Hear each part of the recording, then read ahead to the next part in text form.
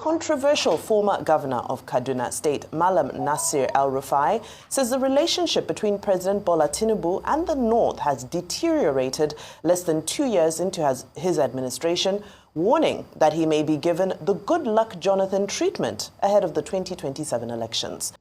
Because as it stands today in Nigeria, if anybody has to take power from APC, there has to be a merger. Without a merger, you can't go it alone. We recall that in 2013 or so, we had a merger that led to the birth of APC to take power from the PDP.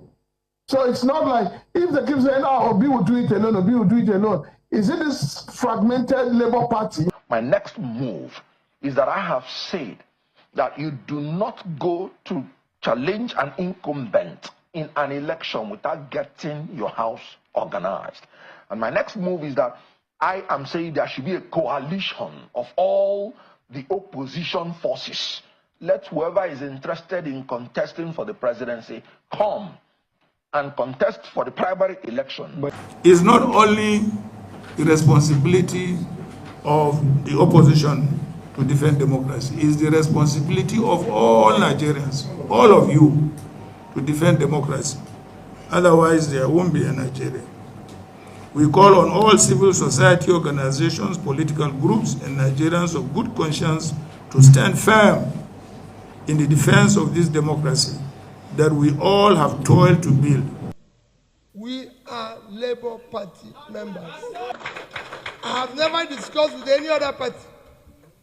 We are going to discuss with anybody, we'll discuss it jointly from our house at Labour Party. No party will tell you that they've seen me discussing with them. And like I always say, Governor, we would sit down and discuss. Everybody, leadership, stakeholders will say, we want to be part of this. It is not Peter Obi's choice. It is choice of everybody. Our crew will sweep them into the dustbin. What are they talking about? It's been 60 years, they don't see the road. I know the road.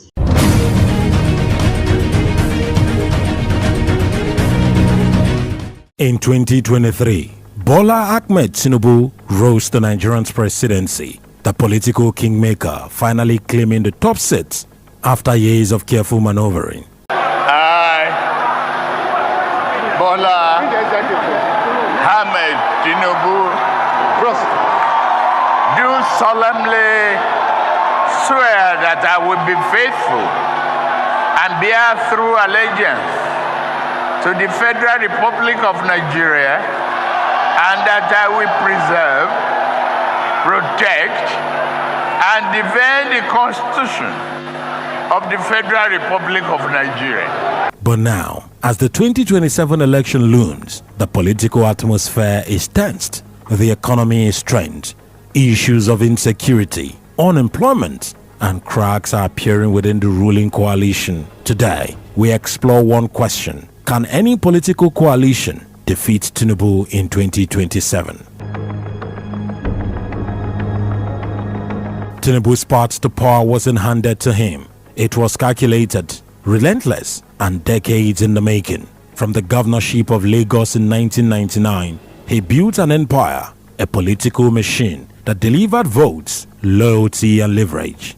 He was part of the politicians that masterminded the formation of the All Progressives Congress, the APC, uniting strange political fellows with one goal: end the PDP rule. It worked. Buhari won twice, but Tinubu waited patiently, calculated, and in 2023, he struck. Backroom deals, strategic defections, Southern consolidation, the kingmaker at the end became king. But victory came at a price: an uneased North-South coalition, angry youth voters, an economy in crisis. And now, Tinubu must defend his crown in a different Nigeria than the one he conquered in 2023. In 2023, Peter Obi shook the nation. A former governor turned a reformist icon. He ignited the youths. His Labour Party stormed cities once owned by the PDP and the APC. Obi didn't win, but he made history. Now, imagine a Southern alliance, Peter Obi's passionate base, and Goodluck Jonathan's elder statesmanship. Obi brings the youth. Jonathan brings the credibility among elders, especially in the South-South. Together, they could reclaim the East, shake up the South, and appeal to disillusioned urban voters. But challenges remained. Obi's structure in the North is weak. Jonathan may be hesitant to return to partisan battlefield, and Labour Party and the PDP still nursing old wounds. Yet, if united, this axis could force Tinubu to defend his southern turf, a region he once called secured. Okay. But now I am a member of the coalition. Okay. And we are moving in that direction to solidify the unity amongst all the opposition forces to take out this government that, according to Senator Ndume, is a government of kakistocrats and kleptocrats, the government of worst of us, and the government of desperate thieves. According to Aristotle, he said when man is separated from law and justice, he becomes the worst of animals. And Plato made it clear that man separated from law is the most savage beast. We have been reintroduced to the state of nature by this government, where life, according to Thomas Hobbes, has become solitary, nasty, brutish, poor, and of course short. Okay, that is what we're suffering in this country. Okay.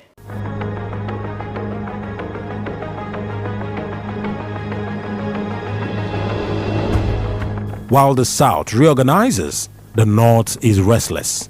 Enter Atiku Abubakar, the old guard of the PDP, and El-Rufai, the firebrand technocrat from Kaduna. One commands a vast northern political network. The other appeals to a newer generation. One appeals to a newer generation of northern reformists. Together, they could mount a serious northern challenge. But the path is thorny. Atiku has run 6 times. His ambition is well known, maybe too well. El-Rufai is brilliant but controversial even within his own base, and a purely northern ticket that could alienate the South, especially after Tinubu's southern presidency. Still, if Tinubu loses key northern blocks, the APC national strength begins to wobble, and if the North fractures, anything is possible. Don't take the North for granted. North is still the kingmaker. In fact, the last part of what I said, he actually used those words and said that the lesson that President Tinubu should learn from former President Jonathan is the fact that the same mistake that President Goodluck Jonathan made was that he took the North for granted. He thought that they were very powerful in the South, and by ignoring and offending the North, and I paraphrase that, he lost that election. And he doesn't want the same fate to befall President Bola Ahmed Tinubu, and then goes on to say a number of things.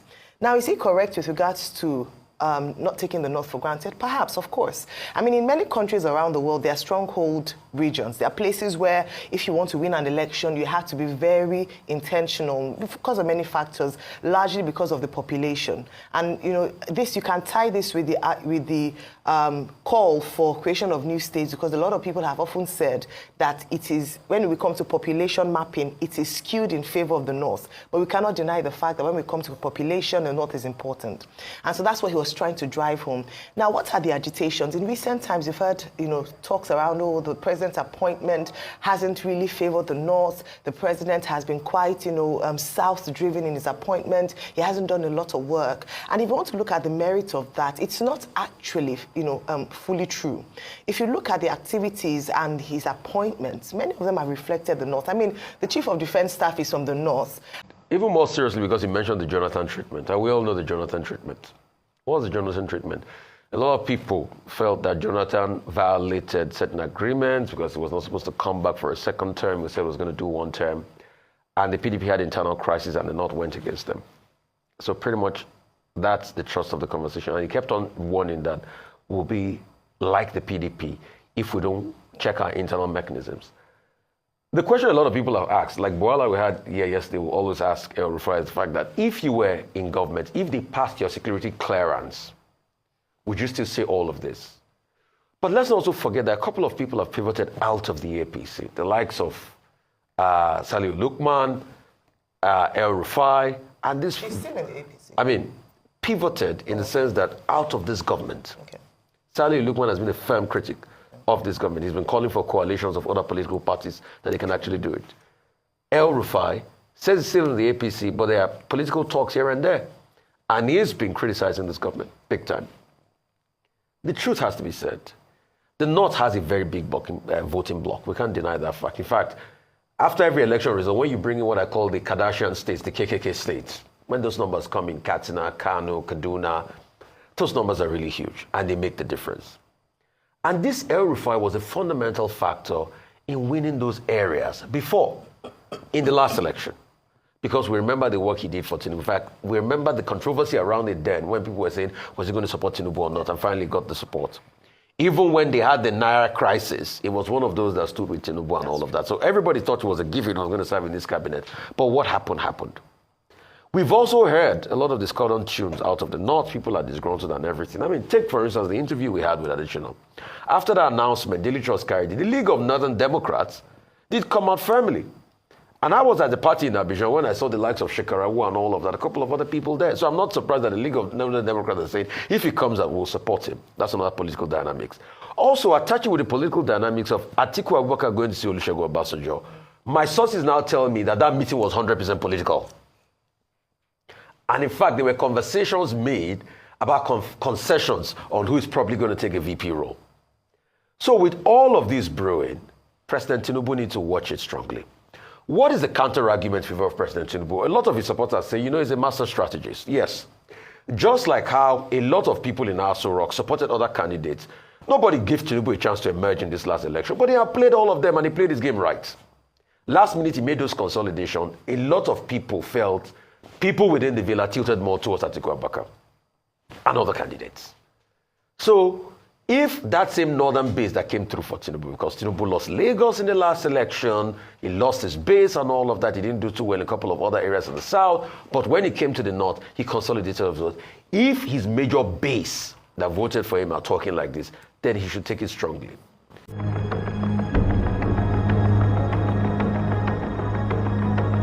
Tinubu's 2023 victory relied on fragile maths, southern strength, plus northern compliance. But that equation is breaking.